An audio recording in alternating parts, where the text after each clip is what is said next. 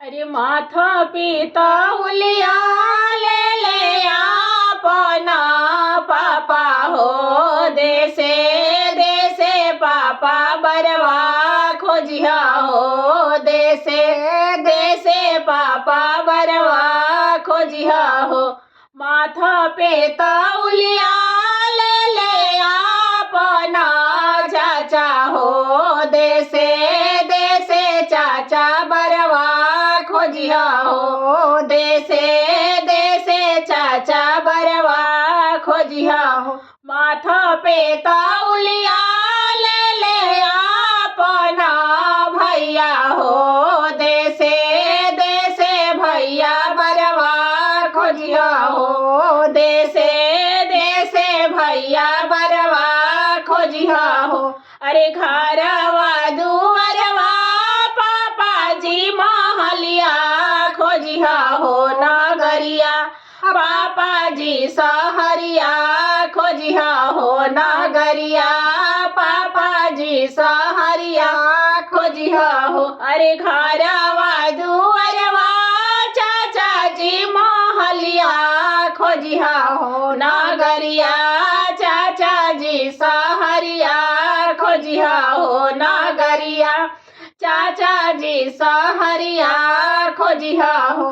अरे ऊंचा ही घरी पापाजी बियाह करिया हो। नगरिया पापाजी सहरिया खोजिया हो। नगरिया पापाजी सहरिया खोजिया हो।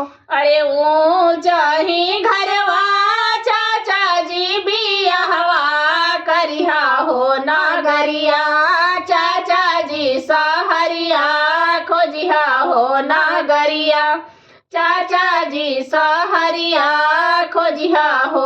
हमारा के खोजिया पापाजी सुंदरा दुल्हा हो। या पाना के साहेब समधी हो। या पाना के साहेब समधी हो। ऊंचा ही घरवा बेटी बियाहवा खोजनी हो। नगरिया बेटी सहरिया खोजनी हो। नगरिया बेटी सहरिया खोजनी हो। ऊंचा ही घरवा बेटी बियाहवा खोजनी हो। नगरिया बेटी सहरिया खोजनी हो। नगरिया बेटी सहरिया खोजनी हो।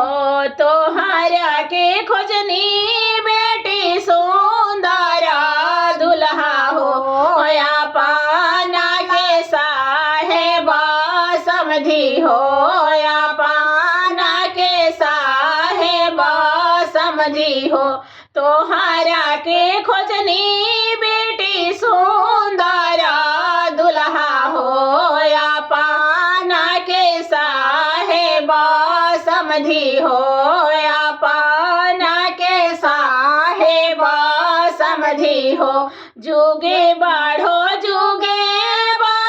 जिंदगनिया पापा हो। सारधवा हमारो पुराई देला हो। सारधवा हमारो पुराई देला हो। लालसवा हमारो पुराई देला हो। लालसवा हमारो पुराई देला हो।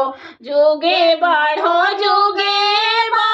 जिंदगनिया चाचा हो। सपनवा हमारो पुराई देला हो। सपनवा हमारो पुराई देला हो।